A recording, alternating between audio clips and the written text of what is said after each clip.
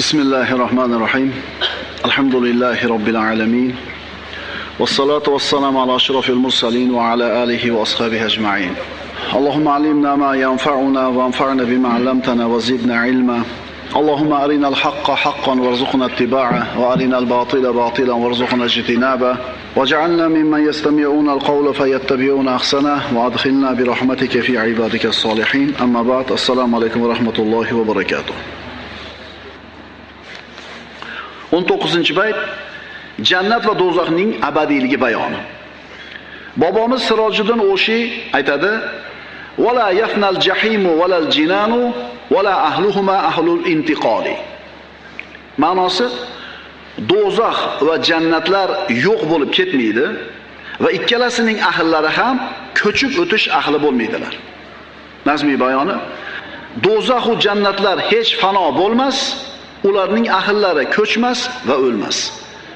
Mana kullu man alayha fan va yabqa wajhu robbika zul jalali val ikrom. Uni ustidagi bor narsa yo'q bo'ladi, faqat Robbingning yuzi qoladi. Abadiy faqat Alloh taolo. Endi jannatga kirganda, jannatda bir muddat yeb ichib ne'matlanganda Allohdan boshqa narsa yo'q bo'lib ketadigan bo'lsa, jannat bilan do'zax ham yo'q bo'lib ketar ekanda degan vahm keladi kallaga. Shu masalani muolaja qilamiz hozir. Yaratilgan narsa yaratilgan kuni bo'ladi va bir kun nima bo'ladi? Yo'q bo'ladi. Demak, jannat bilan do'zaxni Alloh yaratdi, demak bir kun yo'q bo'lib ketish kerak ekan degan narsa keladi kallaga. Shuni ko'rib chiqamiz.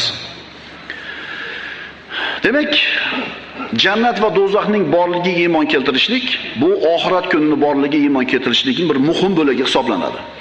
Mana Sirojiddin O'shi do'zax va jannatlar hech fano bo'lmas degan so'zi Alloh taolo bularni yaratib qo'yganligi va hech qachon bular yo'q bo'lmasligini bildiradi. Alloh taolo ularni boqiy qoldiradi degani bo'ladi. Ya'ni ahli sunna va jamoaning e'tiqodiga ko'ra do'zax ham jannat ham hozir bor, Alloh taoloni yaratib qo'ygan va ular hech qachon yo'q bo'lib ketmaydi. Bizning e'tiqodimiz shu. Bor, yaratib qo'yilgan, yo'q bo'lib ketmaydi ular.